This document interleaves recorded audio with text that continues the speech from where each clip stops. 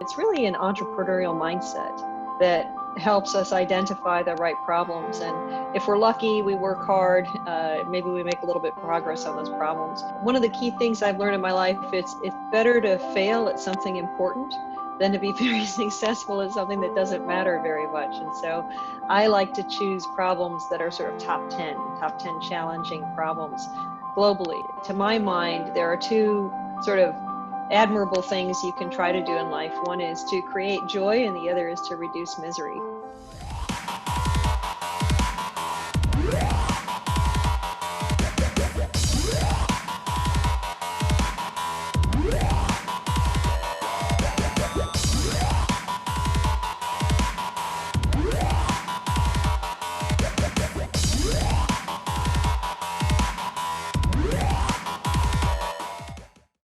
The cloud is great. It solves a lot of real-world problems, but it's not just one cloud anymore. Public clouds, private clouds, edge clouds. The average business uses 5 different cloud providers. It's become chaotic and complex. With unpredictable costs, inconsistent security, multiple management tools, and different formats for workloads that span cloud platforms and providers. But it doesn't have to be that way. The Dell Technologies Cloud, powered by VMware, can be the one constant across your clouds. It brings consistent infrastructure and operations to your multi-cloud environment, so you can choose the right cloud for each application. A public cloud that lets you easily tap into services, a private cloud that's fully under your control, or the edge with cloud as a service. With a true hybrid cloud experience, your business becomes more agile with simple workload migration and easy onboarding for new assets. Your teams get to market faster. With simplified operations and automated processes, you reduce risk and strengthen your security profile. And with Dell Technologies Cloud, you have flexible consumption options, reducing your total cost of ownership. Like it or not, the business world often requires many clouds. Now, that's easier than ever, with consistent infrastructure, operations, and services across all your clouds. You get the cloud without the chaos. The Dell Technologies Cloud.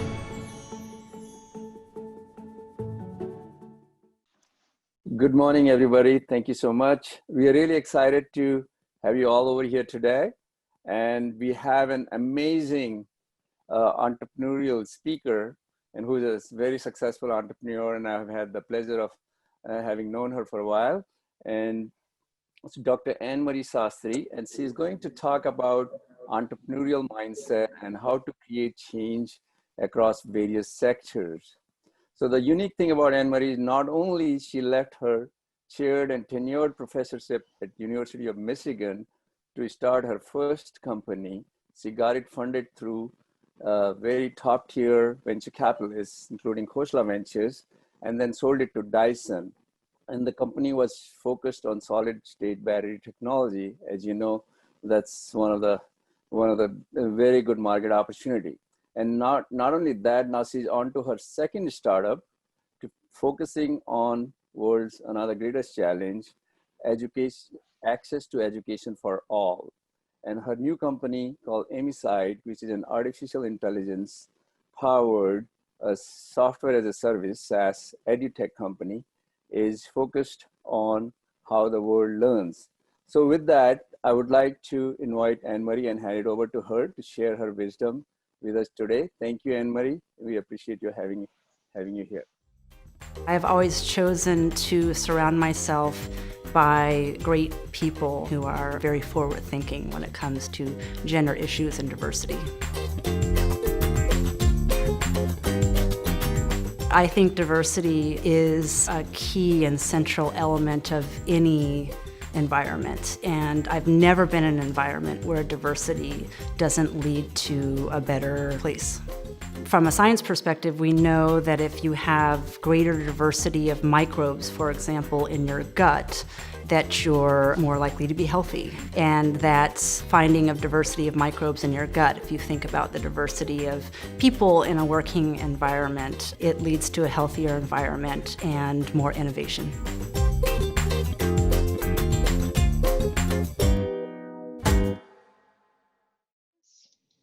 So thank you, everybody, for joining. I hope to be able to share maybe a little bit what I've learned I think Naveen is absolutely right as far as the introduction. It's really an entrepreneurial mindset that helps us identify the right problems. And if we're lucky, we work hard, maybe we make a little bit progress on those problems.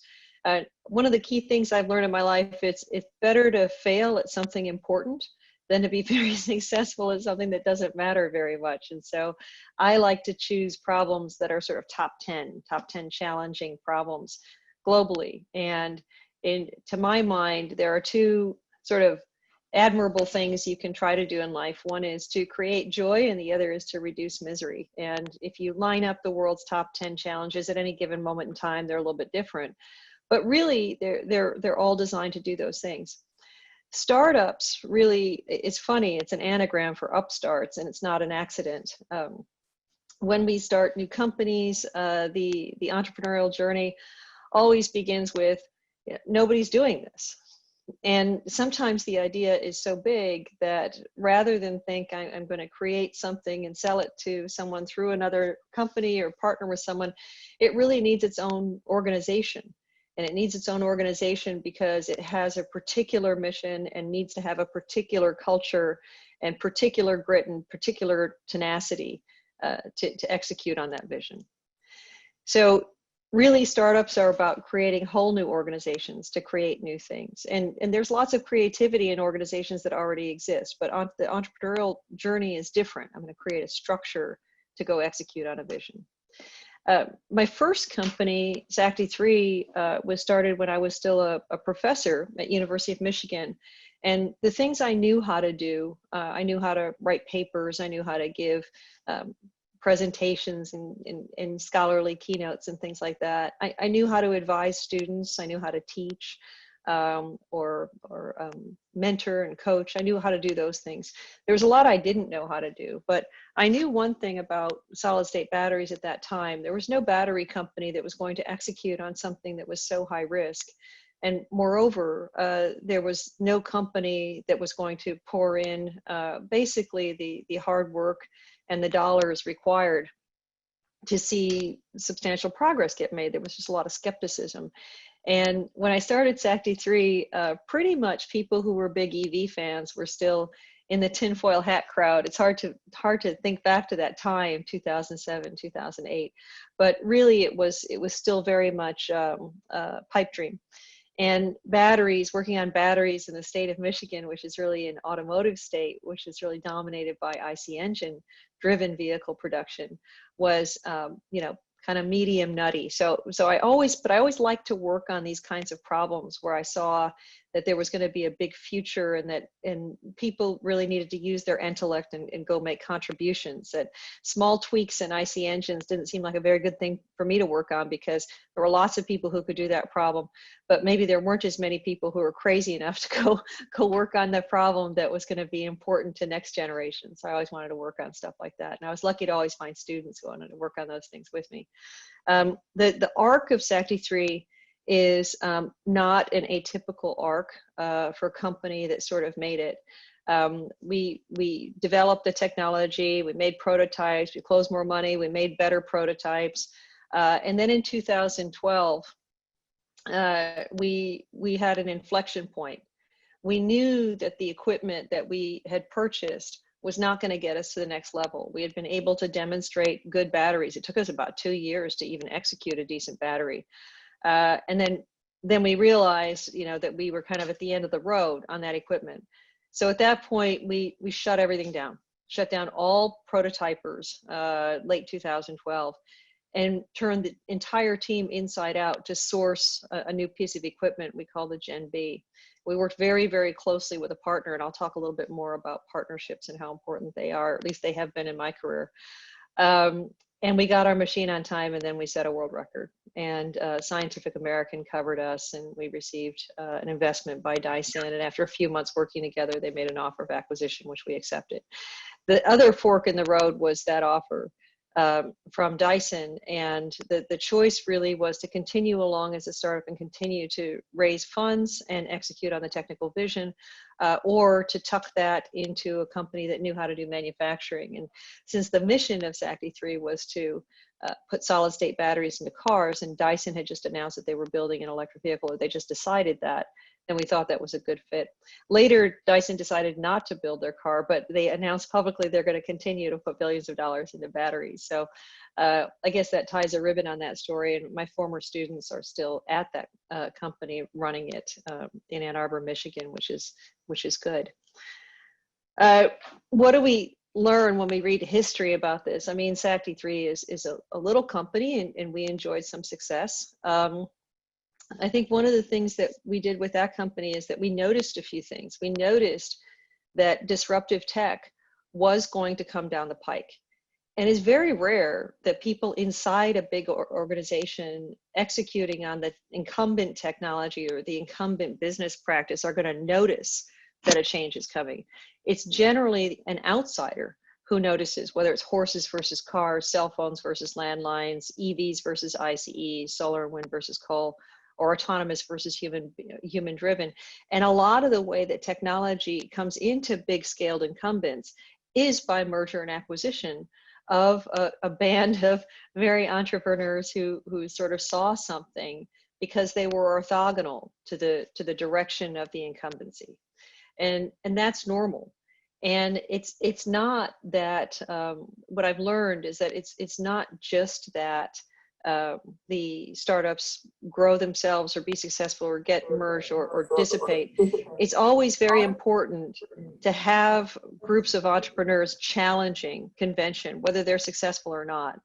And that's part of the entrepreneurial mindset. Energy storage is in fact a top 10. If you think about batteries and energy storage, batteries are just the, sort of in this era of human development, batteries are the nearest term solution to large scale stored energy on demand from renewable sources.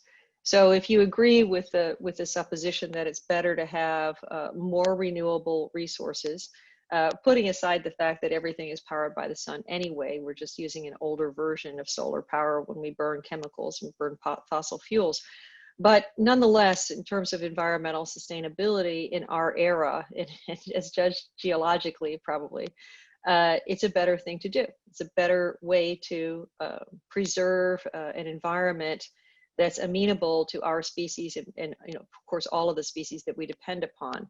So it really is quite foolish to follow your own environment. And humanity's been doing that for some 100+ years post the Industrial Revolution.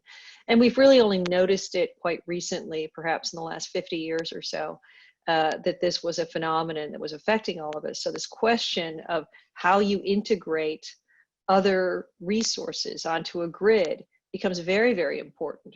And the answer is you have to store it.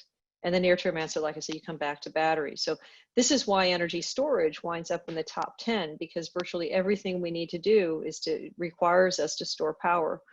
Bottom line, human beings like to travel aphysical distances at aphysical speeds for how we're built. And we always are in situations as a species where our grasp doesn't meet our reach. And so that desire, to my view, is never going to go away. But the key questions technologically are, how do we achieve these things in a way that's sustainable, doesn't cause us to hurt other people, foul our own environment, and the like. Batteries are that. So what happened with us? Well, just conveniently, when I started a battery company, most of the industry went bankrupt. EVs and battery company bankruptcies were endemic. I was coming to Silicon Valley for a fundraising trip, and the big screen in Detroit Metro Airport, which is my home airport, had a big bankruptcy of a big battery company in Michigan, and I just kind of hung my head down. And I got to some of the offices of VCs. And I one of my favorite stories is one of the partners came down to meet me in the lobby, and he said, Anne-Marie, we love you. We're so glad you're here. I just feel like as a friend, I got to tell you, the partners really aren't that into batteries. and I said, well, it's interesting because on my computer, I have a whole presentation on batteries, which is what we do. But he said, if you don't want to give the preso, I can understand. If you want to come do it, that's great. And I said, hey, let's do it. Got some feedback. That happens. As an entrepreneur, you have to recognize that you're competing for resources and partnerships and investments, not just with people in your sectors, but you're competing with everybody who's got an innovative idea, everybody. And so picking that problem that's very meaningful is very important. People like to bet, people like to place big bets. Certainly the entrepreneur places the biggest bet possible, which is not only resources, but their time, the most valuable commodity that we have. So I started this company in the context of all of that kind of liveliness in industry. I would say that the thing that got me through was an awesome husband, my husband, Christian Listowski, my kids, of course, Katie and Peter, and a good sense of humor. Because if you can't laugh at the absurdity of the odds, then you probably ought to pick something else to do. I did get thrown out of some lobbies. I think every entrepreneur has had that happen. That is okay. Actually, if you're not getting thrown out once in a while, it's probably a signal that you're not pushing the envelope quite far enough, and that's okay. I do view feedback, whether it's positive or negative, as useful. And I tend to take the negative feedback actually more seriously. I do value people in my life who see things in a way I don't see them, or see around corners that I can't see around. And I think that's a useful skill in building a team. And then finally, there was a light at the head of the tunnel. We managed to make our first set of very, very, very high energy density battery cells on our new piece of equipment. And the world started to take notice, and people wrote stories about it. They covered us. We understood how to build a big culture, a good culture, and won some awards there. And that was important to us, not to get more glass trophies, although glass trophies are nice. But the point of that was to compare ourselves to the best cultures possible, and then see how we measured up. And we would read these long lists of questions that best and brightest and companies like that would ask, and we say, well, do we have flex time? Do we have this? Do we have that? No, well, let's get that, because that's what people want, and that's how we learned. We learned by competing to be the best in different areas. So we felt that was the mission fulfilled. Dyson acquired the company, announced that they were going to put a couple of $1 billion into batteries, and the entire team, 100% of the employees, hired into Dyson, and they're still up and running in Ann Arbor. And so it was a very nice coda to that story. What I learned from this about building organizations, I learned that I needed to coach everyone on some things that I didn't need to coach in academia, because in academia, I mostly worked with either peers or with learners. And my job was to be a good colleague and be a good mentor. But working with professionals who have very different skills in the enterprise taught me it's very important as CEO that you have to give context for everybody else's organization if the organization is going to be healthy. So for the core technical staff, business and ops staff, and outside partners, I coach the same thing. Simply put, everybody in the building and who's connected to us with paper contracts or electronic contracts and the like has veto power on our success. Everybody has veto power, whether it's the custodian who's pushing a mop in the labs, to a person who's a technician hooking up batteries on tests, to a VC who's invested in the company. Everybody, to some degree, has veto power. And so it's important to treat people with transparency and respect, and try to communicate everyone's value to everybody else, and really highlight those success stories at all hands meetings and others.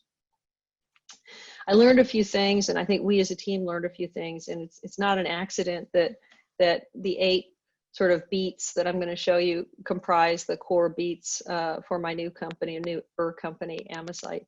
The first is that passion beats indifference, and this is really important in hiring, that it's not actually important that people have exactly the same passions, but you want to bring people into an entrepreneurial organization where they're passionate about something and they know how that feels.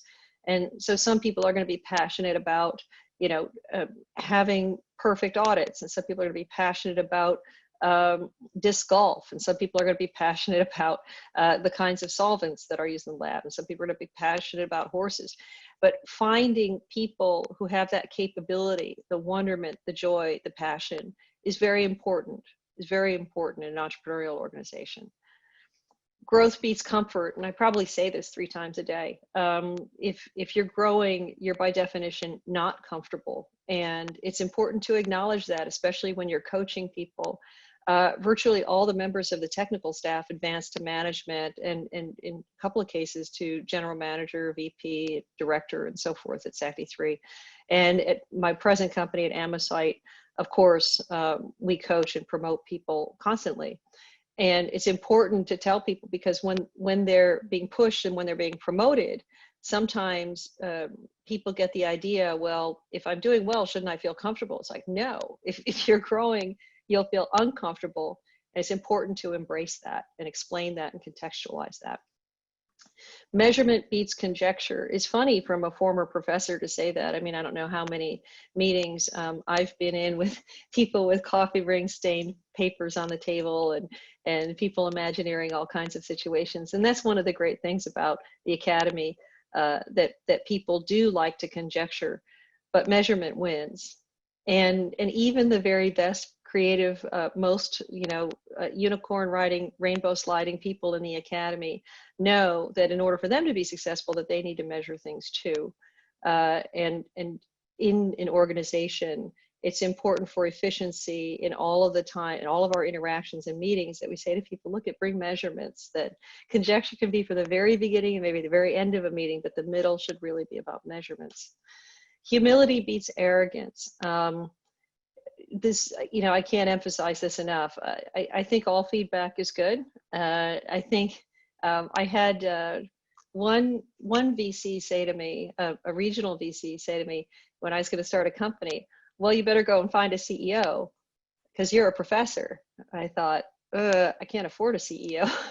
And so I went home and I told my husband, I said, this VC said, you better go find a CEO. Can't afford a CEO. I thought I would do it for a while. And he said, yeah, you do it for a while. You can learn to do that. And it's like, okay, I'll probably screw up a lot. But I remember thinking, it's clear that probably most of the world thinks I'm not up to the task, and probably I'm not, but that's okay. I'm going to have the humility to learn, and I'm going to bring a sort of a Zen mindset to this. I'm going to have a learner's mind. And that really helped. Judgment beats rules. Pushing forward to the very front lines in any organization, the ability to make decisions is very, very important. My 2 companies are quite different. My first business was a hardware business, and Amesite is a software company. So in a hardware business, you have to have a safety culture, and we handled hazardous materials. So in many cases, rules beat judgment, hands down, every time. You can't have people thinking that they can use judgment over following safety rules. And so the cultures that result are different. At Amesite, as a software company, as a fully remote software company, maybe somebody gets a paper cut. It's not a highly risky environment, and so you have the capability to push decisions to the front as much as possible, and coach people that hey, you're doing the right thing for the company when you use judgment over wasting an hour looking up a company regulation on something. Just use good judgment and coach that, and elevate good examples of that. Transparency definitely beats manipulation. My own feeling in hiring is that we don't arrange salary based on what someone might have been paid, because they might have been underpaid, maybe overpaid, but sometimes underpaid.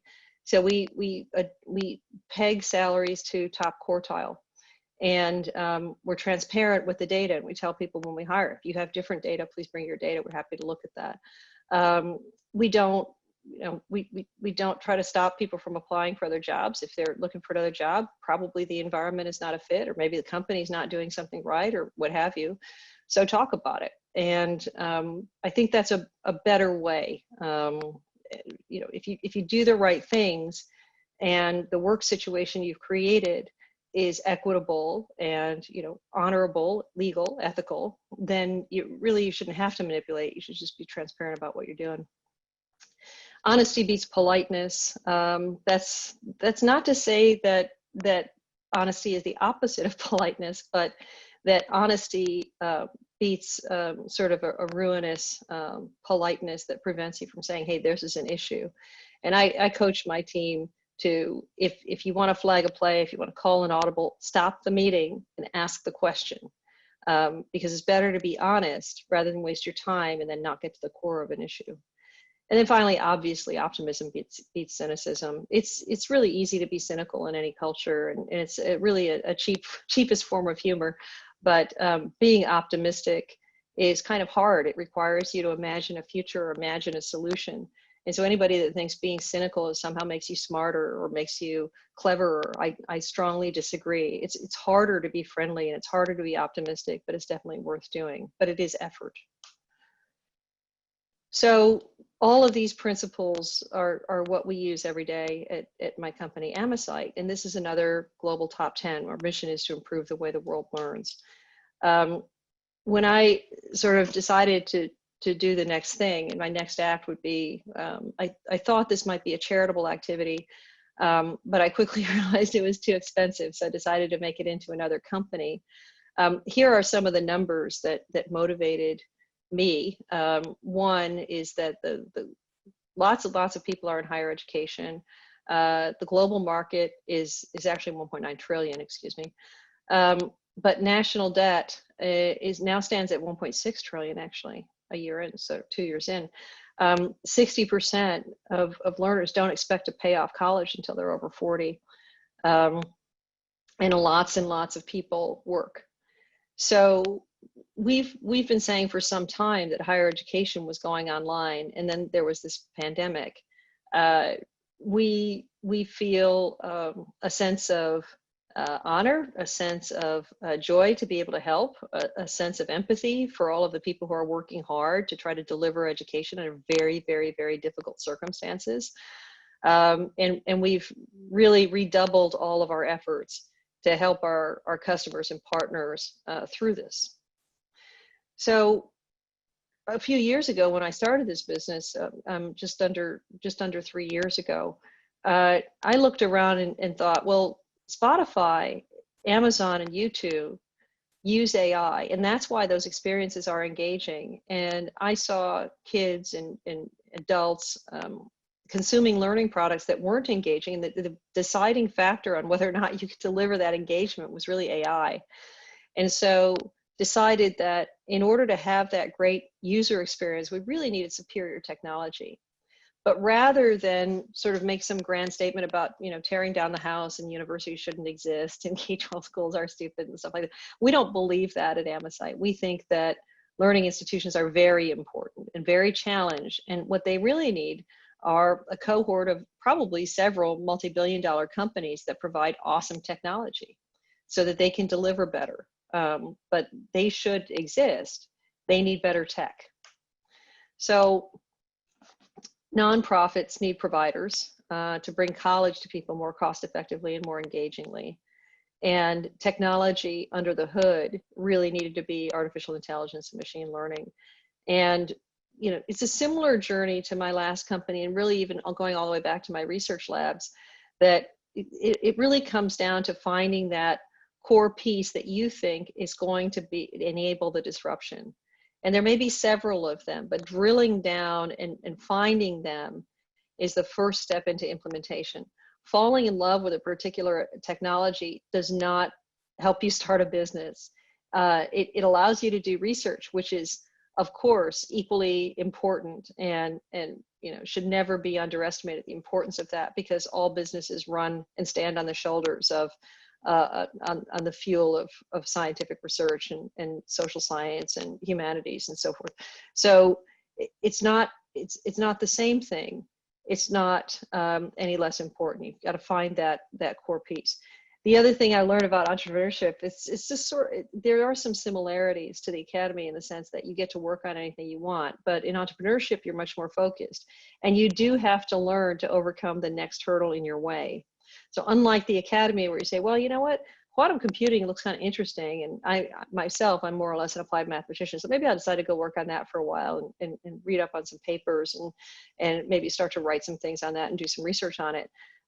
In entrepreneurship, it's much more directed, which is, I have this issue, for example, in the code base, and I need to be able to accomplish this piece of data analytics. And so I don't get to just, sort of survey or dance over the surface of AI. I've got to go find a piece of code or a mindset that helps me solve this particular problem in order to realize the product.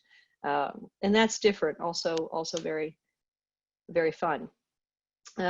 What we've been doing at Amesite, we're proud that our customers like us and that our people like working for Amesite. That's very important.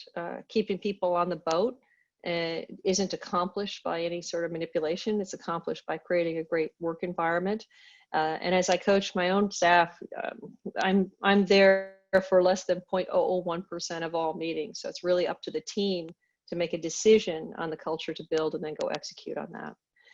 So that's what I brought in terms of prepared comments. I'm happy to answer any questions that people may have or try to.